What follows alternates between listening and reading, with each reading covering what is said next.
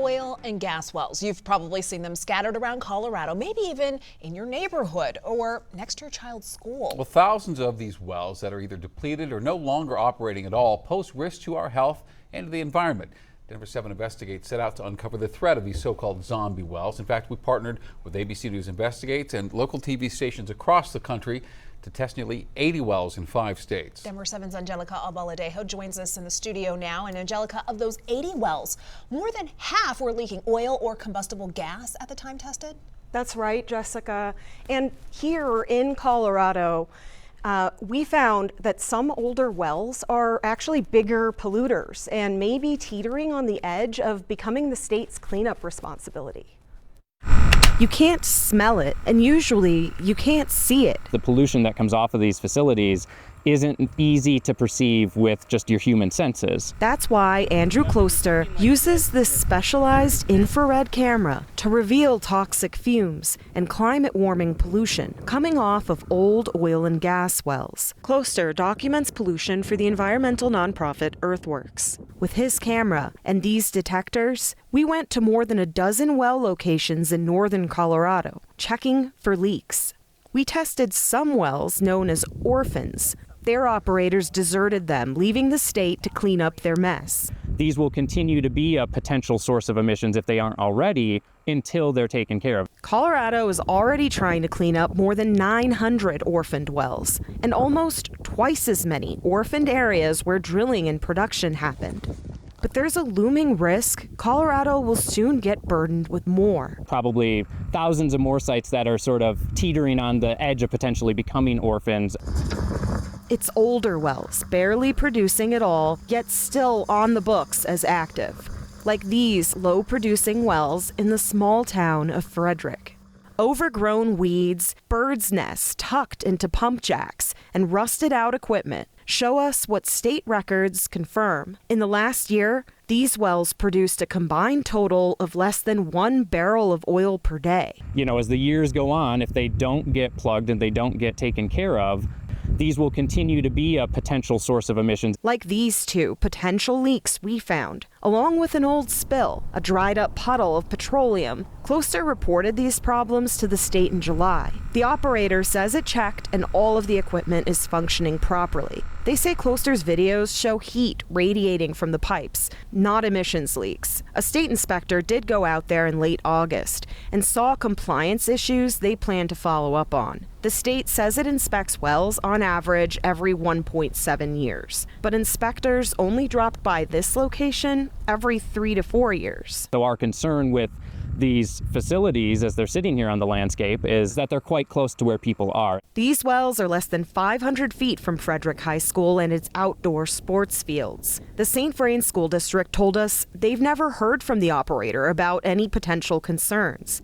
But the district monitors the air quality in the school and hasn't detected any concerns inside. Still, if you think of all the hundreds, if not thousands, of facilities that are quite like this, it all adds up. And it turns out this belongs to an operator with more than 1,000 similarly low-producing wells, KP Kaufman, also known as KPK. Colorado's commission overseeing oil and gas considers KPK an operator with the highest risk of orphaning their wells. That's because old wells are more expensive to maintain and have slimmer profit margins. Once they're totally depleted, the state worries KPK will be unwilling or unable to plug them. KPK told us it strongly disagrees with the state and accuses the commission of unlawfully using its police power to put them out of business. Commissioners say KPK is already failing to fix problems now. Colorado put its trust in this operator that they would change their legacy culture of noncompliance. Coloradans living and working near KPK wells filed complaints with the state almost 200 times in the last 10 years. These violations of the state's rules have led commissioners to fine KPK again and again and again. Unfortunately, this is a case of fool me once, shame on you, fool me twice, shame on me.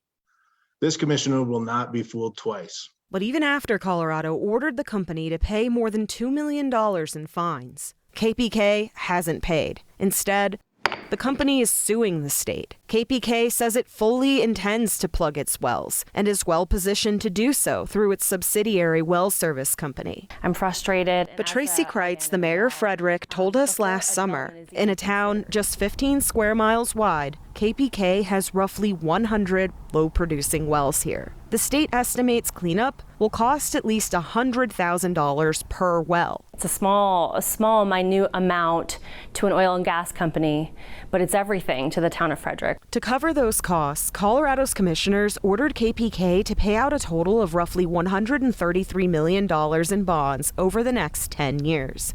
But the company is suing again. KPK told us last November paying up would bankrupt them, orphaning their wells, and making the cleanup the responsibility of Colorado taxpayers. That rings a little bit hollow. This is a best business practice for them to put forth money to clean up their mess at the end of the day. When they're not doing it, they're kind of cheating the system. A system Michael Foote helped create as a former state lawmaker. Many people knew that it was already a problem and it was likely to get worse. The plan was to be more protective. But the state is facing a catch-22. Since low-producing wells aren't very profitable, those operators may not have the money to maintain them. That poses a real problem for public health, safety, and welfare.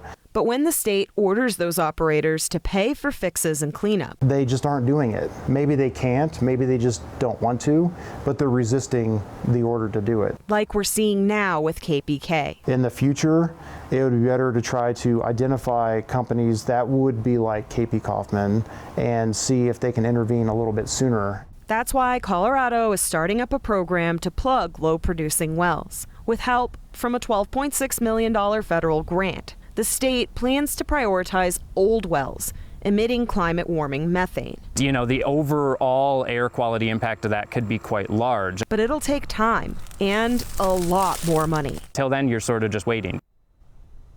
You know, the state told us that KPK, quote, has a history of serious and ongoing non-compliance with state law. Now, you can watch the nationwide investigation that we contributed to on ABC News Live.